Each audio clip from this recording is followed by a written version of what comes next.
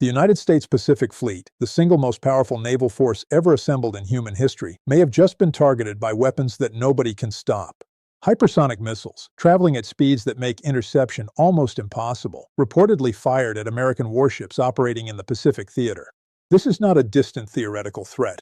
This is happening now, and the implications are staggering. Welcome to Legal Lens USA. I am your host, David Reynolds, and what you are about to hear will fundamentally change how you understand the balance of military power in the Indo-Pacific region. The Pentagon is not talking about this openly. Mainstream media outlets are burying the story under lighter coverage, but the evidence emerging from multiple sources paints a picture that every American needs to see. Before we go any further, if you are new here, hit that like button and subscribe right now because we cover stories like this before anyone else does, and we break them down in a way that actually makes sense. The weapon systems being deployed against American naval forces represent a technological leap that challenges decades of assumptions about how modern warfare operates, and the United States Navy may not have an answer. According to reports circulating through regional defense channels and statements from military officials in the Pacific theater, advanced hypersonic weapons have been fired in the direction of United States Navy assets operating in international waters. The Pacific Fleet represents the cornerstone of American military power projection across half the planet. Aircraft carriers, guided missile destroyers, nuclear submarines, amphibious assault ships, all operating in coordinated battle groups designed to dominate any potential adversary. These are not lightly defended targets. These are floating fortresses protected by the most sophisticated air defense systems ever developed. The Aegis combat system, designed specifically to track and destroy incoming threats, operates aboard American destroyers and cruisers throughout the Pacific. Radar arrays can detect objects hundreds of miles away. Interceptor missiles stand ready to launch within seconds. Electronic warfare systems can jam or confuse incoming weapons. And yet, the missiles that were reportedly fired at American ships possess characteristics that render many of those defensive advantages far less effective than military planners assumed they would be. The incident allegedly occurred during routine operations in waters that have become increasingly contested. American naval presence in the region serves multiple strategic functions. It reassures regional allies, including Japan, South Korea, the Philippines, and Australia, that the United States maintains credible military capability to support security commitments. It demonstrates freedom of navigation through international waters that certain powers claim as their exclusive domain. It positions strike capabilities within range of potential conflict zones should deterrence fail. And it signals that despite economic challenges, political dysfunction, and strategic overextension across multiple theaters, American military power remains globally dominant. That assumption, the assumption of uncontested American naval superiority, is what these hypersonic weapons directly challenge. When the reports first emerged describing missiles fired toward American fleet units, initial reaction from some defense circles attempted to downplay the significance.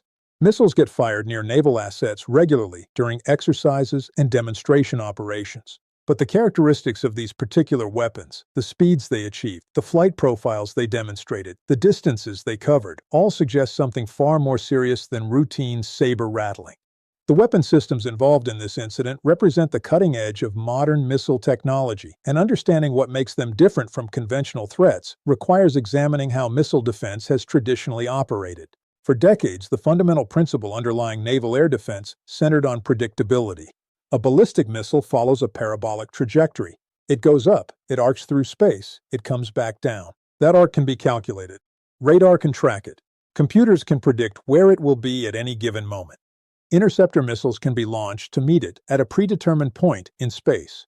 The entire defensive architecture depends on that predictability. Hypersonic glide vehicles obliterate that assumption. Instead of following a predictable arc, they maneuver. They can change altitude, adjust trajectory, and alter their approach angle while traveling at speeds exceeding Mach 5, which translates to more than 3,800 miles per hour. At those velocities, the physics of interception become extraordinarily challenging. The missiles reportedly fired at American fleet units employ what military analysts describe as hypersonic glide vehicle technology. Unlike a traditional ballistic missile that releases its warhead to follow a predictable path, these systems deploy a maneuverable vehicle that can adjust its course during flight. The technical term is boost-glide trajectory. The missile launches, accelerates to hypersonic speeds using a rocket booster, then releases a glide vehicle that rides the upper atmosphere like a stone skipping across water. But this stone is traveling at 15 times the speed of sound and can change direction. Traditional radar systems face significant challenges tracking objects moving that fast through the atmosphere. The radar cross-section, the signature that allows detection, can be minimized through vehicle design. The speed compresses the time available for human operators or automated systems to make engagement decisions. And the maneuverability means that even if an interceptor is launched, the target may not be where calculations predicted it would be by the time the interceptor arrives. According to statements from defense officials familiar with hypersonic weapons development, the challenges are not merely technical but fundamental to how modern air defense operates. One former Navy officer with direct experience in fleet air defense operations described the problem in stark terms. You can have the best radar in the world, the fastest interceptors, the most advanced fire control systems, but if the incoming weapon can change its path while moving at Mach 10 or higher, your engagement window shrinks to almost nothing. What makes the situation particularly concerning is not just that these weapons exist, but that they appear to have been used in a scenario targeting actual American naval assets rather than remaining theoretical capabilities demonstrated in controlled tests. According to Iranian military sources and regional media reports monitoring the situation, the missiles employed in this incident achieved velocities consistent with hypersonic classification and demonstrated the kind of maneuvering flight profiles that characterize advanced glide vehicle technology. The footage and data that emerged in the aftermath, while not independently verified by American defense officials in public statements, align with the performance parameters that intelligence assessments have attributed to Iranian hypersonic weapons development programs. The Islamic Revolutionary Guard Corps has invested heavily in developing asymmetric capabilities designed specifically to challenge American military superiority in areas where direct conventional competition would be futile. You cannot outbuild the United States Navy in terms of carrier battle groups or nuclear submarines, but you can develop weapons that make operating those expensive platforms far more dangerous and costly than military planners anticipated. And here is where the story takes a turn that demands serious attention. It was not an Iranian general or a propaganda outlet that confirmed the severity of the hypersonic threat. It was American defense officials and Western military analysts who have spent years warning that the United States is losing the hypersonic weapons race. The Pentagon has acknowledged in multiple congressional testimonies and strategic assessments that adversaries have deployed operational hypersonic systems while American programs remain in development and testing phases. That represents an extraordinary admission. For the first time in generations, the United States does not possess technological superiority in a critical category of military capability. One recent analysis from a prominent American defense think tank stated explicitly that neither the United States nor its allies currently possess reliable defenses against maneuvering hypersonic threats. The existing interceptor systems, including the Standard Missile family that equips American destroyers and the THAAD system designed for ballistic missile defense, were not engineered to engage targets demonstrating the speed and maneuverability characteristics of advanced hypersonic glide vehicles. Upgrades and new systems are under development, but deployment timelines stretch years into the future while the threat exists right now. Let that sink in for a moment. The most powerful navy on the planet, equipped with the most expensive warships ever built, protected by defensive systems that cost billions of dollars to develop and deploy, is operating in an environment where adversaries possess weapons that those defenses were not designed to stop. The implications extend far beyond one incident or one weapons test. This represents a fundamental shift in naval warfare dynamics. For decades, American aircraft carriers operated with the assumption that they could position themselves within strike range of potential adversaries while remaining relatively safe from retaliation. Carrier-based aircraft could attack targets hundreds of miles inland, while the carrier itself remained protected by layered defenses and the simple fact of distance. Hypersonic anti-ship weapons change that calculation entirely.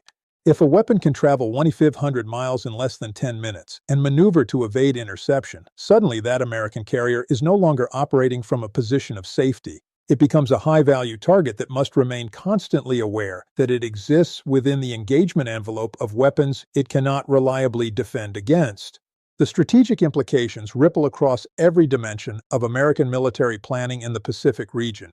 The entire concept of power projection relies on the ability to position forces close enough to potential conflict zones to matter, while keeping those forces survivable. Aircraft carriers provide that capability, or at least they did when they could operate with reasonable confidence in their defensive systems. Now, every movement of a carrier battle group must account for the possibility that adversaries possess weapons capable of targeting the carrier from distances previously considered safe. Force protection measures that were adequate when the primary threat came from subsonic cruise missiles or ballistic missiles following predictable trajectories must be completely rethought when facing hypersonic maneuvering threats. This is not merely about adding more interceptors or upgrading radar systems. This represents a paradigm shift in how naval warfare operates, similar to how the aircraft carrier itself once rendered battleships obsolete by demonstrating that air power could strike beyond the range of naval guns. Hypersonic weapons may not make aircraft carriers obsolete, but they dramatically constrain where and how those carriers can operate, which is almost as strategically significant. For allies across the Pacific region, the implications are equally profound. Japan, South Korea, Taiwan, the Philippines, and Australia all depend on credible American military presence as fundamental to their security calculations. If American carriers and surface vessels must operate with greater caution, maintain greater distances, or face unacceptable risks when positioning near potential flashpoints, what does that mean for the value of American security commitments? The reassurance that American military power provides to those allies depends not just on the existence of that power, but on the perception that it can be effectively employed when needed. Hypersonic weapons introduce doubt into that equation.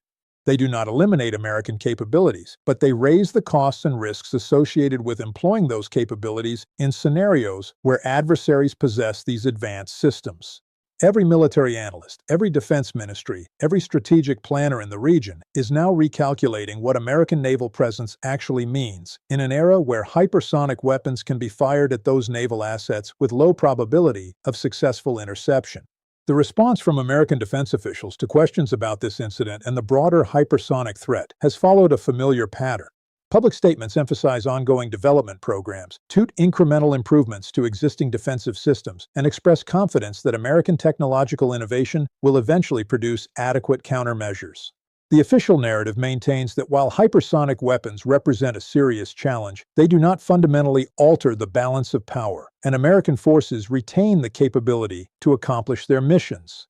Pentagon briefings describe investments in next-generation interceptors designed specifically for hypersonic threats, improvements to sensor networks that can provide earlier warning and better tracking, and development of American offensive hypersonic capabilities that will restore deterrence through reciprocal threat. All of that may be true, but none of it addresses the current reality that adversaries possess operational capabilities that American forces cannot reliably counter right now, today, in the Pacific theater, where tensions are escalating and the risk of conflict remains persistently high.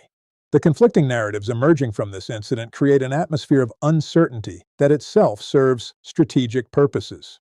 According to American military officials, the fleet units that were allegedly targeted were never in serious danger. Any missiles fired did not come close to striking American vessels, and defensive systems performed as designed.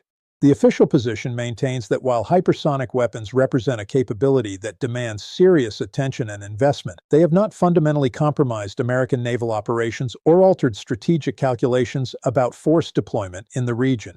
Iranian and regional sources tell a different story, one in which hypersonic missiles were successfully fired toward American warships, demonstrated the kind of flight characteristics that make interception extremely difficult, and force those American vessels to take evasive action or employ defensive measures that may or may not have proven effective. The gap between these competing narratives is significant. One version describes a demonstration of concerning but ultimately manageable capability. The other version describes a successful challenge to American naval superiority, using weapons that existing defenses cannot reliably stop. For many observers analyzing the available evidence, the truth likely exists somewhere between the official reassurances and the more alarming claims. But even accepting the more conservative interpretation, the incident underscores realities that should concern anyone who understands what American naval power means for global stability and regional security.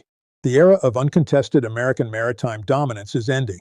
That does not mean the United States Navy is suddenly irrelevant or that adversaries have achieved parity.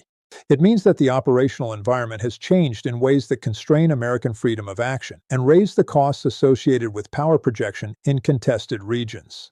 Hypersonic weapons are not the only factor driving this shift, but they represent a particularly significant one because they directly challenge the defensive systems that American naval planning has relied upon for decades. So where does this leave us? It leaves us at a moment where one category of weapons has fundamentally shifted the conversation about naval power, force projection, and the credibility of American security commitments across the Pacific region. Hypersonic missiles that can maneuver at extreme speeds, potentially reaching American fleet units before effective defensive responses can be mounted, represent more than just an incremental improvement in existing capabilities. They represent a qualitative change in what is possible on a modern battlefield. The United States is not defenseless. American technological and industrial capacity remains formidable. Investment in counter-hypersonic systems will eventually produce some degree of effective defense, but that is a future capability addressing a present threat. Right now, in the current operational environment, American warships are operating with the knowledge that adversaries possess weapons that challenge fundamental assumptions about survivability and defensive effectiveness. This is a story that is still developing, and Legal Lens USA will keep you updated as new information emerges.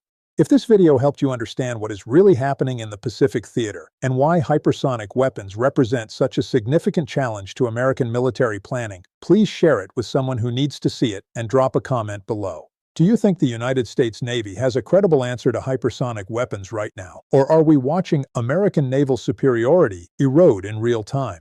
Let us know what you think, because this conversation matters and your perspective matters. This is what hypersonic weapons have done to the strategic calculus that has governed naval warfare for decades. Every defense ministry, every military planner, every allied government is now absorbing what that means.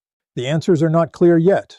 The response is not defined yet, but the question has been asked loudly through missiles traveling at 15 times the speed of sound toward the most powerful naval force on Earth.